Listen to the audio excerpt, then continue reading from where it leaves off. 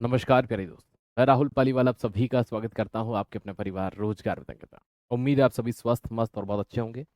हम पढ़ रहे थे अम्ल क्षार और लवण के बारे में, एसिड बेस और सॉल्ट के बारे में। ठीक है, तो उसी में हम आगे बढ़ते हैं। अ,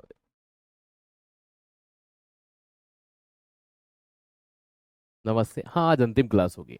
और एक महत्वपूर्ण सूचना भी मैं आपको देता हूँ। कल मेरी CHSL मेंस की मैराथन है और परसों राजस्थान SI की। तो 2 दिन आपकी क्लास नहीं हो पाएगी।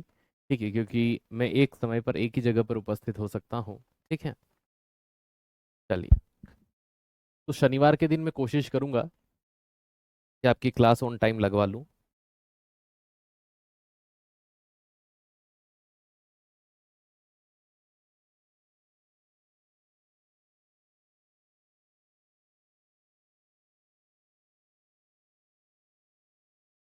हम एसिड बेस और सॉल्ट पढ़ रहे थे। उसमें भी हम क्या पढ़ रहे थे? सॉल्ट।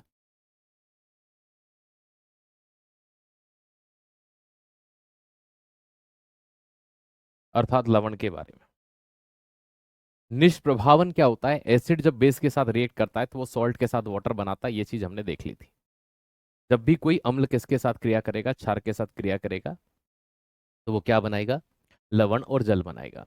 लेकिन इसमें ट्विस्ट होता है। कैसा ट्विस्ट होता है? कि यदि कोई स्ट्रॉन्ग एसिड, ठीक है, हिंदी में कहें तो प्रबल अम्ल,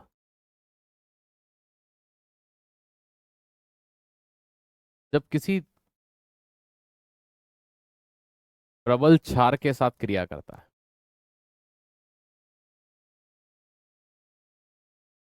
है, स्ट्रॉन्ग बेस के साथ, और या कभी कोई वीक एसिड,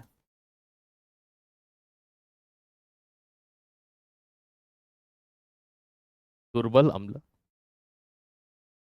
कभी किसी वीक बेस के साथ क्रिया करे,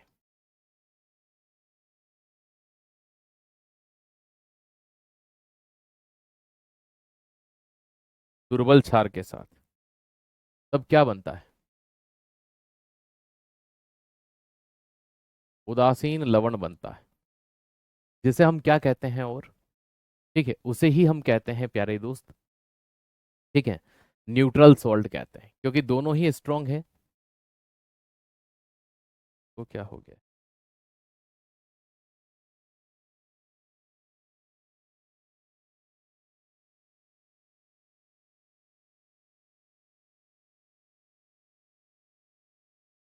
है ना? या दोनों ही वीक होंगे तब भी सेम कंडीशन होगी। लेकिन यदि स्ट्रॉन्ग एसिड की क्रिया एक प्रबल अम्ल है,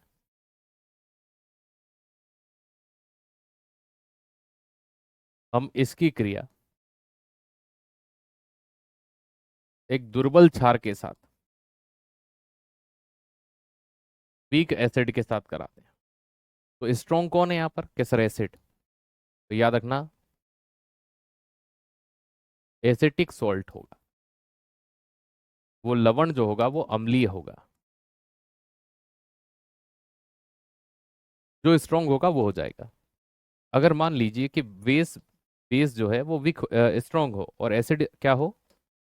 वीक एसिड हो। दुर्बल अम्ल की क्रिया, किसकी क्रिया? दुर्बल अम्ल की क्रिया हम किसके साथ करा दें? प्रबल क्षार।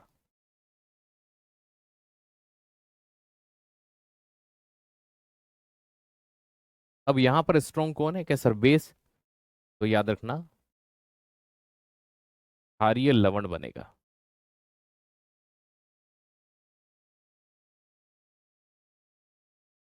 बेस सॉल्ट बनता है।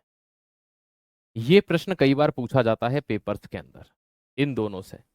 है ना? ऊपर वाला तो भैया उदासीन है ही सही, न्यूट्रल, दोनों स्ट्रांग होंगे या दोनों वीक होंगे तो। लेकिन ये कंफ्यूज कर देता है बच्चों को। उनको लगता है कि उदासीन ही होता होगा लवण। नहीं, जो स्ट्रांग होगा, अगर एसिड स्ट्रांग है तो भाई सीधी सी बात है, जो लवण बन रहा है वो एसिटिक नेचर थोड़ा बहुत रखेगा, अम्लीय प्रभाव रखेगा। और अगर वो क्षार है तो वो क्षारीय प्रभाव रखेगा। ठीक है, अब यहां से आगे बढ़ते हैं।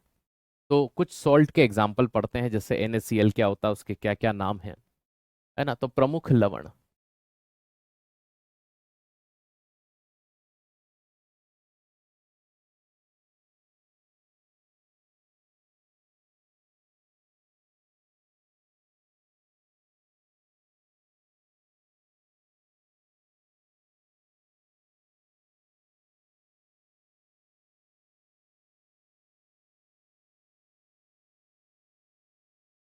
NaCl sodium chloride.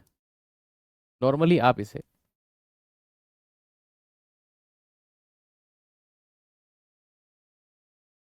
साधारण नमक, टेबल सॉल्ट कहते हैं।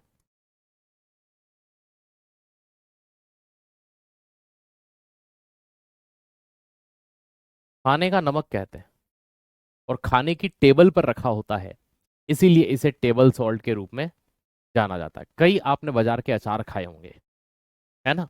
तो उन अचारों के अंदर भी इसकी पर्याप्त मात्रा क्यों होती है? क्योंकि इसके कुछ यूज होते हैं as a food preservative use,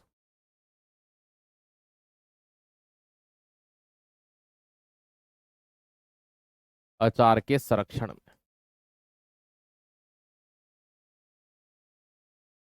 pickle, preservative. Bharat के अंदर गुजरात सबसे ज्यादा नमक पैदा करता है। कौन करता है? गुजरात सबसे ज्यादा नमक पैदा करता है, याद रखना। और बेकिंग सोडा,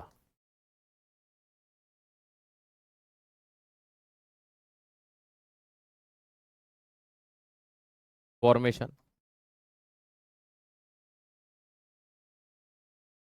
बेकिंग सोडा बनाने में भी इसका यूज किया जाता है। तो बेकिंग सोडा बनाने के लिए कई जगह पर क्या होता है, आपने देखा होगा कि रोड जो होती है, कनाडा ठंडे प्रदेश होते हैं, वहां रोड पर इसको बिखेर दिया जाता है। तो स्नो को पिघलाने में, किसको पिघलाने में? स्नो। तो याद रखिएगा, स्नोफॉल।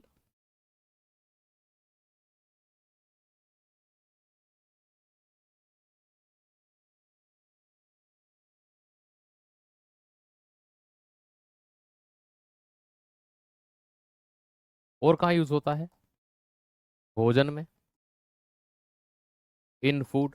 भोजन में हम नमक डालते हैं, क्यों डालते हैं? क्योंकि स्वाद बढ़ा देता है, टेस्ट उसका जो होता है वो इंक्रीज हो जाता है। तो भोजन का स्वाद बढ़ा देता है, इसलिए हम इसका उपयोग भी वहां पर देख रहे होते हैं। ठीक है।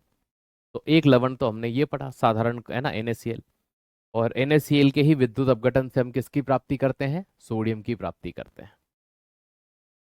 तो ये चीज भी हमको ध्यान रखनी है। Number 2, NaHCO3।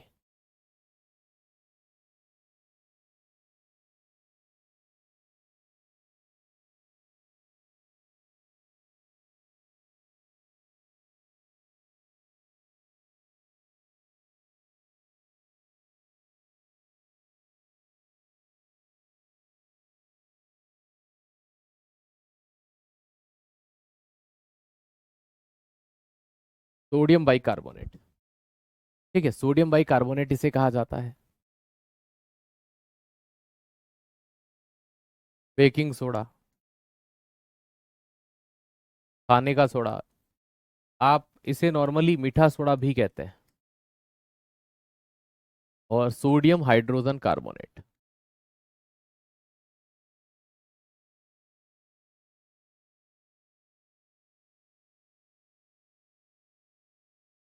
भी इसे कहा जाता है।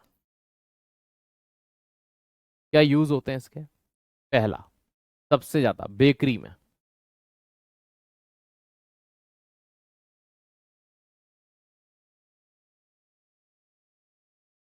बेकरी उद्योग में जो ब्रेड फ्लफीनेस पर बनती है ना, वो सब इसी के कारण होती है। दूसरा, NaHCO3 और H2SO4। ये कॉम्बिनेशन आपने लाल सिलेंडर देखे होंगे अक्सर, आंख बुझाने वाले। तो इनका यूज आंख बुझाने में होता है, क्योंकि जब इनकी क्रिया होती है तो CO2 गैस निकालते हैं। और कार्बन डाइऑक्साइड गैस क्या करती है? आग बुझाने में मदद करती है कि नहीं करती है? क्या असर करती है? तो बेकरी उद्योग में, ठीक है, इसका यूज किया जाता है ना। कभी कभी ये एंटासिड की तरह यूज में लाया जाता है।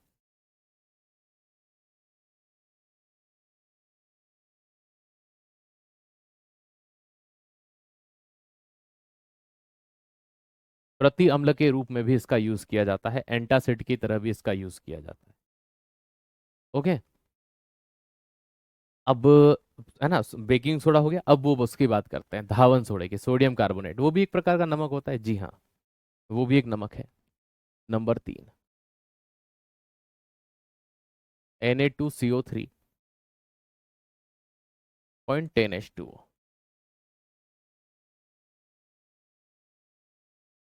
क्या नाम है इसका? Sodium carbonate.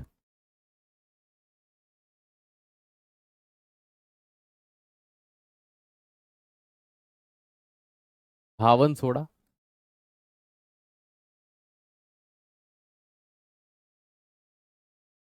उर्फ वॉशिंग सोडा भी इसे कहा जाता है ना? क्या यूज है इसके?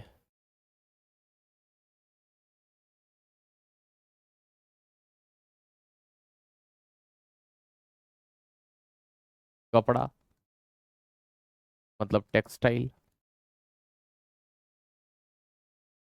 कागज मतलब पेपर। उद्योग में।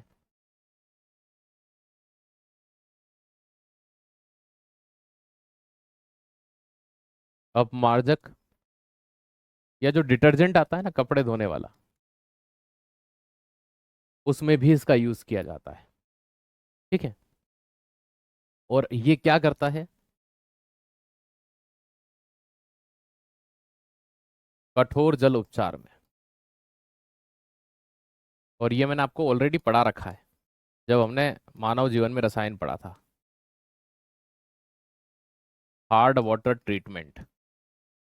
कि सर ऐसा क्यों? क्योंकि कठोर जल के साथ साबुन झाग नहीं देता लेकिन अपमार्जक देता है ना, तो ये इसलिए यूज में लाया जाता है। तो ये था आपका कौन सा? धावन सोडा या वॉशिंग सोडा, एक प्रकार का नमक होता है। अब बात करते हैं कैल्शियम हाइपोक्लोराइट। वो भी एक लवण होता है जिसे हमने पढ़ा था। नंबर 4, CaOCl.Cl, इस तरह से लिखते हैं इसको। CaOCl.Cl, या फिर CaOCl2 भी कह देते हैं।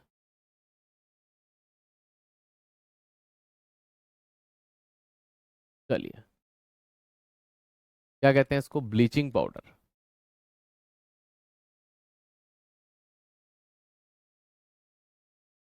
हिंदी में विरंजक चूर्ण। विरंजक का मतलब क्या होता है ना? ब्लीचिंग का मतलब ये होता है जो रंग को उड़ा दे, रंग उड़ाने वाला। तो ब्लीच का मतलब ही यही होता है, रंग उड़ाने वाला। ठीक है। तो ब्लीचिंग पाउडर, और इसका नाम क्या है? Calcium hypochlorite. कैल्शियम हाइपोक्लोराइट भी इसे कहा जाता है। ठीक है। कैसे बना था ये? कैल्शियम ऑक्साइड में पानी मिलाया था, कैल्शियम हाइड्रोक्साइड बना था। और कैल्शियम हाइड्रोक्साइड की क्रिया हमने किससे कराई थी? क्लोरीन के साथ कराई थी, है ना? तो ये हमेशा याद रखिएगा कि जब हम CaOH ट्वाइस कैल्शियम हाइड्रोक्साइड की क्रिया क्लोरीन गैस के साथ कराते हैं तो CaOCl.Cl बन जाता है। तो ये प्रश्न कई बार आता है कि ब्लीचिंग पाउडर बनाने में कौन सी गैस का यूज करते हैं? Chlorine gas. कौन सी गैस का? क्लोरीन गैस का। इसके उपयोग में मैंने एक चीज तो आपको पहले भी पढ़ाई थी, स्विमिंग पूल को साफ करने में, पेयजल उपचार वगैरह जो होता है। ठीक है। अब इसका उपयोग क्लोरोफॉर्म CHCl2 जो होता है।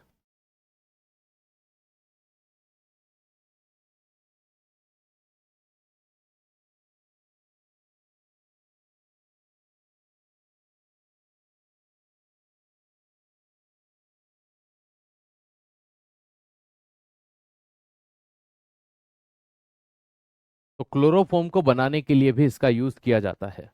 ठीक है। मैं 4 बजे फ्री हो जाऊंगा, फिर लगाता हूँ मैं आप। ठीक है। Okay okay.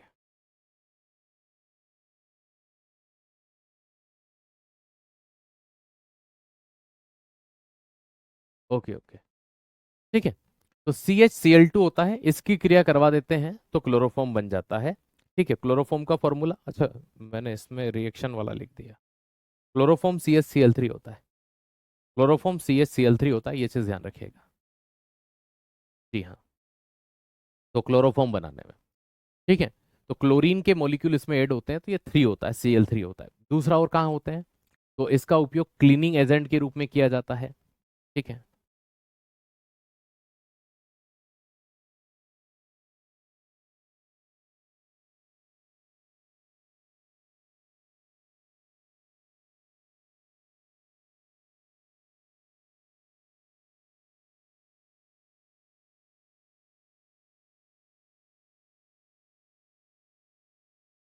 स्विमिंग पूल का पानी साफ कर रहे हैं, वाटर ट्रीटमेंट बोल सकते हो आप इसे।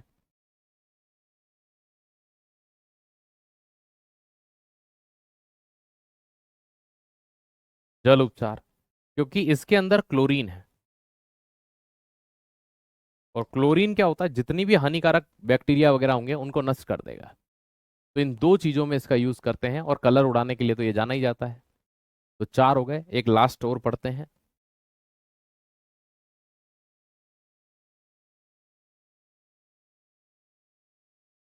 K2SO4 dot Al2SO4 whole thrice dot 24H2O।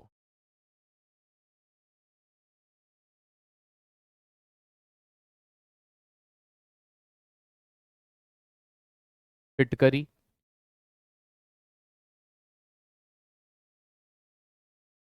या पोटेशियम एल्यूमिनियम सल्फेट। फिटकरी पोटेशियम एल्यूमिनियम सल्फेट भी इसे कहा जाता है, या कभी कभी आप नॉर्मली इसे पोटाश एलम भी कह देते हैं। ठीक है। तो एलम क्या चीज होती है, फिटकरी। पुराने समय से सबसे ज्यादा इसका यूज करते हैं, है ना,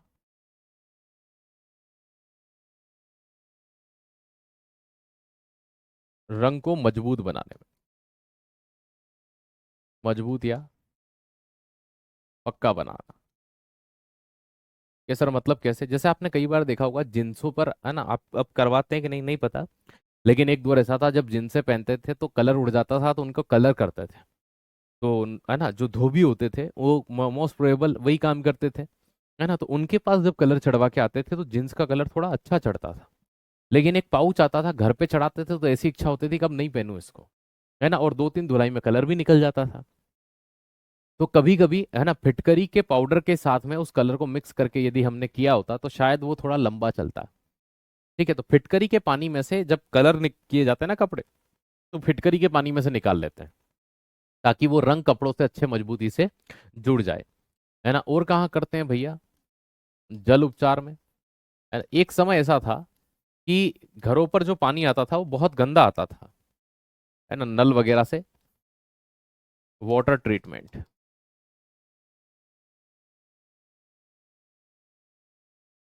तो उस गंदे पानी को साफ करने के लिए भी यूज किया जाता था। और कहाँ पर करते थे,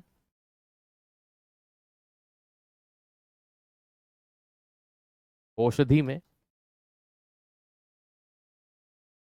या मेडिसिन। कभी जैसे आपने नाई की दुकान देखी होगी तो चोट लग जाती थी, तो नाई की दुकान पर भी ये रखा होता था, उस पर थोड़ा सा रब कर लो तो भैया वो क्लीन हो जाता था, साफ हो जाता था, ये खून बहना बंद हो जाता था।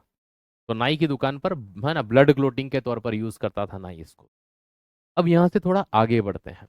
अब पूरा एसिड बेस में हमने अम्ल वर्षा पढ़ ली, पीएच वैल्यू पढ़ ली है, हमने जो नहीं पढ़ा है वो है इंडिकेटर। कि सर इंडिकेटर मतलब संकेतक, कि मतलब सर एसिड बेस की पहचान जो हमें करवाते हैं वो, उन्हें हम इंडिकेटर कहते हैं, है ना। तो एसिड बेस इंडिकेटर को हम पढ़ने वाले हैं। तो चलिए शुरू करते हैं अब एसिड बेस इंडिकेटर।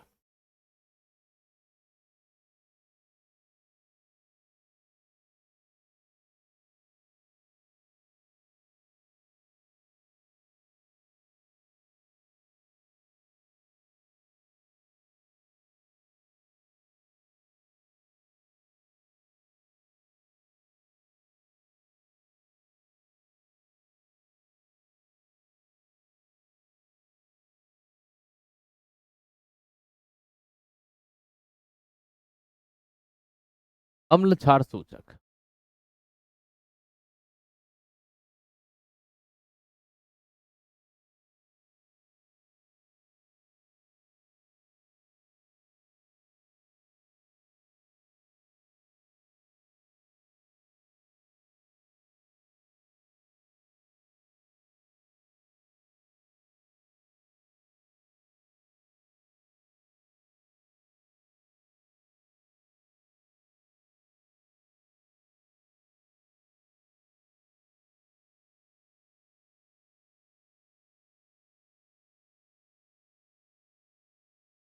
चलो, यहां पर इंडिकेटर आ जाएगा, सूचक। यहां पर उसका प्राकृतिक रंग कौन सा होता है?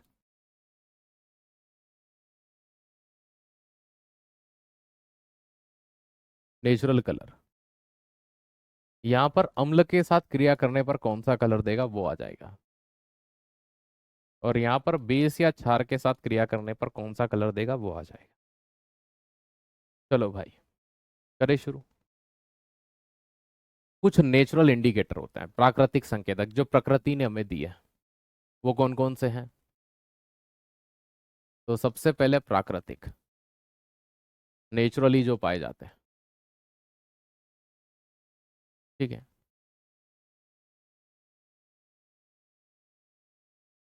लिटमस, आप में से शायद ऐसा कोई बच्चा नहीं जिसने लिटमस का नाम नहीं सुना हो, सभी ने सुना होगा। ठीक है।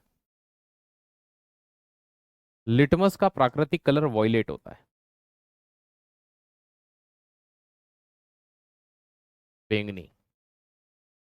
एसिड के साथ ये लाल कलर देता है ना। और क्षार के साथ कैसा कलर देता है? ब्लू कलर देता है, नीला कलर देता है। ठीक है।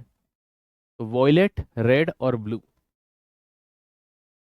इसी तरह से नेचुरल इंडिकेटर में नंबर 2 पर जो आता है उसका नाम है हल्दी, टर्मरिक, है ना। तो हल्दी या टर्मरिक की बात करते हैं, तो हल्दी का प्राकृतिक कलर कैसा होता है भाई? येलो होता है, पीला। ठीक है। यहां पर नो चेंज, अम्ल के साथ हल्दी कभी भी कोई परिवर्तन नहीं करती, तो जो कलर है वो बरकरार रहेगा, कौन सा वाला? येलो। ठीक है। लेकिन यहां पर क्षार के साथ रेड या ब्राउन रेड, भूरा लाल। ठीक है, ये चीज ध्यान रखिएगा। ऐसा क्यों होता है? जैसे साबुन के हाथ आप, है ना, हल्दी के हाथ साबुन से धोइएगा, लाल हो जाएंगे। तो रेड या लाल। ठीक है। तो भैया रेड या लाल कलर आता है किससे? हल्दी से, है ना, या रेडिश ब्राउन कह दीजिए। लेकिन मेन चीज यही होती है। तो ये भी हो गया नेचुरल इंडिकेटर, लिटमस भी हो गया। एक होती है रेड कैबेज, ठीक है, लाल गोभी।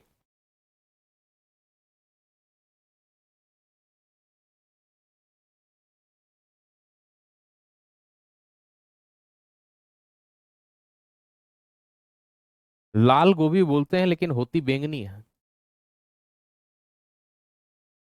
वॉयलेट होती है।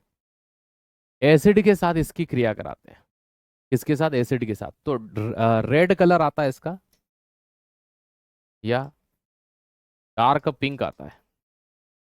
लेकिन यदि बेस के साथ इसकी क्रिया कराते हैं तो ग्रीन येलो आता है। कैसा आता है? ग्रीन येलो, हरा पीला आता है। तो ये तीन इसके क्या हो जाते हैं? प्राकृतिक इंडिकेटर हो जाते हैं। अब कुछ ऐसे होते हैं जो केमिकल होते हैं, है ना, प्राकृतिक नहीं होते हैं। जैसे प्राकृतिक में तो और भी आ सकते हैं, जैसे गुड़हल का फूल, और किससे पता कर सकते हैं? ठीक है ना। तो इसमें अन्य भी याद रखना, कुछ अन्य है, सिर्फ नाम याद रखना है ना। गुड़हल का पुष्प, चाइना रोज कहते हैं जिसे। ठीक है।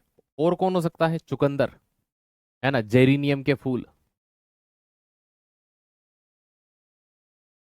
चुकंदर, जेरिनियम फ्लावर। ठीक है, इनसे भी पता कर सकते हैं, लेकिन ये कभी पूछे नहीं जाते। ठीक है, लेकिन बस आप इतना याद रख लेना कि ये भी प्राकृतिक इंडिकेटर है, नेचुरल इंडिकेटर है। ठीक है, चाइना रोज, चुकंदर, है ना, और जेरिनियम के फूल। जी हाँ।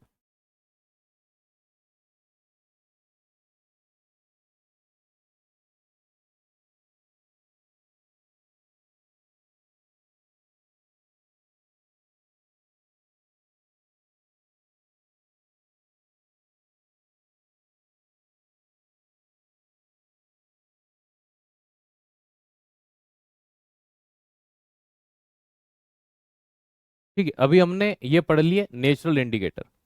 अब हम वो पढ़ते हैं जो केमिकल इंडिकेटर है, रासायनिक संकेतक कौन कौन से हैं।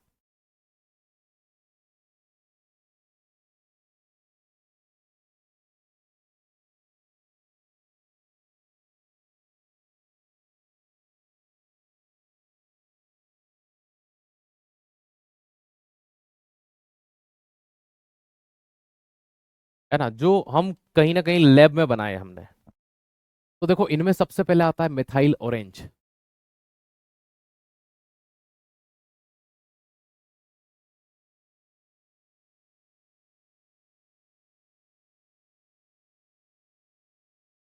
हिंदी इंग्लिश में सेम ही होते हैं यार नाम इनके। एक होता है फिनोल्फथेलीन।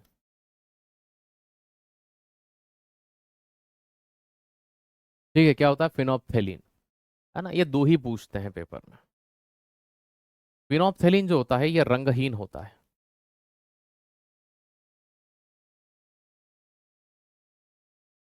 मिथाइल ऑरेंज ऑरेंज कलर का होगा। ठीक है, नारंगी। मिथाइल ऑरेंज की क्रिया जब एसिड से कराते हैं तो ये रेड कलर देता है, लाल। और बेस से कराते हैं तो ये येलो कलर देता है, पीला। रंगहीन होता है ना। फिनोल्फथेलीन नो रिएक्शन, एसिड के साथ क्रिया नहीं करता। मतलब रंगहीन था, कलरलेस था, तो रंगहीन ही रहेगा। लेकिन बेस के साथ रेड या फिर डार्क पिंक, गहरा गुलाबी, ये कलर देता है। तो ये तीन इंडिकेटर आपने मेनली यहां पढ़े, है ना, लिटमस, हल्दी, रेड कैबेज। और दो इंडिकेटर मिथाइल ऑरेंज और फिनोल्फथेलीन आपने यहां पर पढ़े। अब इसके अलावा एक तरह के इंडिकेटर और भी होते हैं। सर कौन से होते हैं एक तरह के इंडिकेटर और? तो एक तरह के जो इंडिकेटर होते हैं उन्हें हम कहते हैं ऑल फैक्ट्री या घ्राण संकेतक, मतलब जिनकी सुगंध बदल जाती है। तो सर क्या बात कर रहे हो, सुगंध बदल जाती है? हाँ, ठीक है, इन्हें कहा जाता है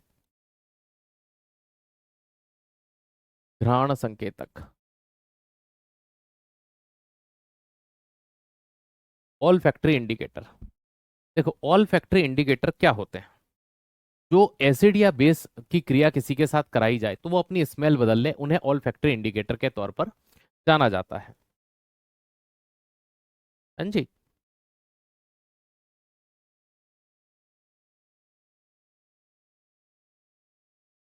ओके, तो क्या कहते हैं उनको? ऑल फैक्ट्री इंडिकेटर कहते हैं, अल नहीं ऑल।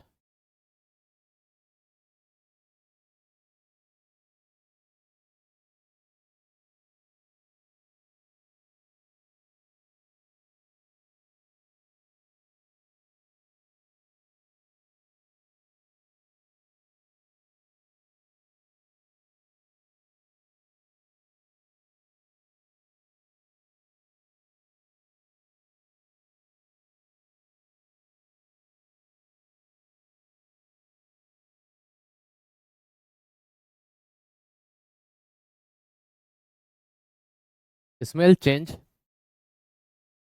विथ रिएक्ट एसिड और बेस।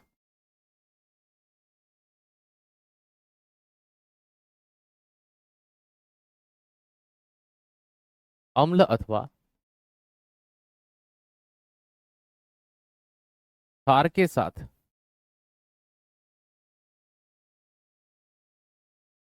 क्रिया कराने पर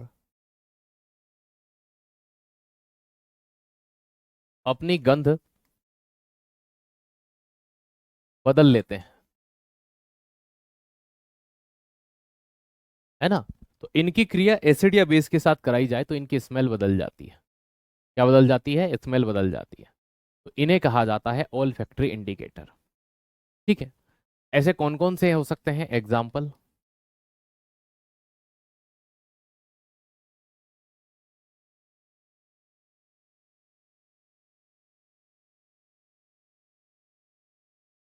क्लोव अर्थात लौंग।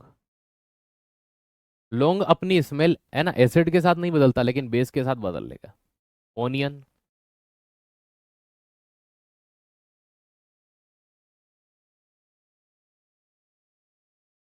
प्याज। ठीक है, ओनियन या प्याज भी अगर आप एसिड के साथ तो नहीं बदलेगा, लेकिन साबुन के पानी में से निकालो उसकी गंध बदल जाएगी। वेनिला, आइसक्रीम आती है वेनिला फ्लेवर। तो ये सब वो प्रोडक्ट हैं जो अपनी स्मेल बदल लेते हैं। इन तीनों की एक विशेषता है, स्मेल चेंज विथ बेस।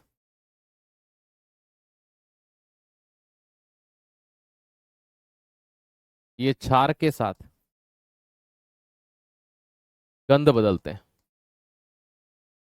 अब आप सोच रहे होंगे कि जब देखने वाले थे तो इनको ला के करा क्या। इनको इसलिए लाए हैं ताकि जो दृष्टिबाधित बच्चे हैं वो भी तो जाने कि एसिड और बेस की पहचान कैसे कर सकते हैं। ओ ऐसा, जी हाँ। लेकिन एसिड के साथ नो चेंज, है ना। ये एसिड के साथ कोई भी बदलाव नहीं कर रहे हैं, इन तीनों की बात कर रहे हैं। तो ये तीनों एसिड के साथ कोई बदलाव नहीं कर रहे हैं। तेजाब सल्फ्यूरिक एसिड को ही कहा जाता है H2SO4। अम्ल को कांच के बर्तनों में रखते हैं। किसके बर्तन में रखते हैं? कांच के बर्तनों में रखा जाता है। मैं आपको एक महत्वपूर्ण जानकारी फिर देता हूँ। कल और परसों 2 दिन मेरी लगातार कंटिन्यूअसली 2 मैराथन है। और आप सभी जानते हैं कि लगभग 5-7 घंटे की कम से कम मैराथन होती ही है ना। तो ऐसी स्थिति में कल और परसों 2 दिन, क्योंकि मैं एक समय पर एक जगह ही उपलब्ध हो पाऊंगा, तो है ना। और ऐसा भी नहीं है कि एकदम वो छोड़ के इसमें आ जाएंगे, ठीक है। तो ये भी नहीं है। तो कल और परसों 2 दिन आप अच्छे से अपना रिवीजन करिएगा। हमारा ये टॉपिक कंप्लीट हो गया है यहाँ पर, ठीक है। और उम्मीद करता हूँ ये चीज़ आपको बहुत अच्छे से समझ में भी आ गई होगी। एसिड बेस सोल्ट से सबसे ज़्यादा प्रश्न आपके एग्जाम में बनते हैं। ऐसा आज तक कभी कोई पेपर नहीं गया जहां आपकी एग्जाम कंडक्ट हुई हो और एसिड बेस सोल्ट से, है ना, रिलेटेड प्रश्न ना आया हो, है ना। तो इससे रिलेटेड प्रश्न आपके पेपर में हमेशा ही आया है। अब वो किसी भी फॉर्म में आया है। हो सकता हो किसी का फॉर्मूला पूछ लिया हो सकता है इंडिकेटर पूछ लिया हो सकता है क्षार क्या होते हैं, हो सकता है किसी न किसी फॉर्म में आया जरूर है, ठीक है। तो आपको इसको बहुत अच्छे से पढ़ना था, है ना। जो आपने किया, मुझे पढ़ाना था जो मैंने किया। अब आप इसका रिवीजन अच्छे से करिएगा, है ना। आपका सिलेबस अगले मंथ में कभी भी कंप्लीट हो सकता है, ठीक है। अप्रैल मंथ में कभी भी हो जाएगा। अभी हमारे कुछ पार्ट बाकी हैं, है ना। तो जैसे मेटल नॉन मेटल बाकी है, ऑर्गेनिक केमिस्ट्री बाकी है ना। लेकिन मेजर पार्ट हो गया है, केमिकल रिएक्शन वगैरह वाला पार्ट बाकी है। और तो हम अगला पार्ट शुरू करेंगे मेटल नॉन मेटल मेटेलॉइड, धातु अधातु और उपधातु वाला, ठीक है। आज इसलिए शुरू नहीं कर रहे हैं कि 2-4 लाइन पढ़ा दूंगा तो 2 दिन की गैप भी हो जाएगी, तो एक परेशानी ये भी रहनी है ना। तो आज की क्लास यहीं पर विराम करते हैं। अब मैं लूंगा आप सभी से इजाज़त। आज के लिए इतना ही। थैंक यू सो मच, ठीक है। उम्मीद करता हूँ ये क्लास आपको बहुत ही शानदार लगी होगी, बहुत ही उम्दा लगी होगी। और हाँ, एक बार पूरे एसिड बेस को अब एक साथ रिवीजन जरूर करिएगा, ठीक है। Thank you so much. इसी के साथ जय हिंद, जय भारत। स्वस्थ रहिए, मस्त रहिए, अच्छे से पढ़ते रहिए। धन्यवाद।